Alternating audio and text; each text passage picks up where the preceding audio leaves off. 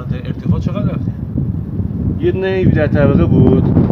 نگاه می‌کرده پایینا اینجوری نگاه می‌کرد. فکر می‌کرد کوچه رو سر ته اینجوری عمودی صاف بود. ساختمون قدیمی صاف، سنگاش واسه این چیزا بچه‌ها میگه من زیاد.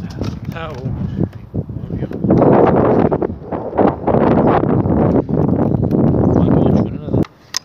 خب بریم پای سری یه وطن دیدم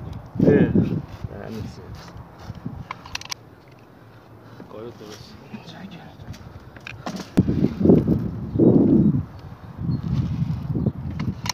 سید هر موقع خواستید بگو برات انجام بدم.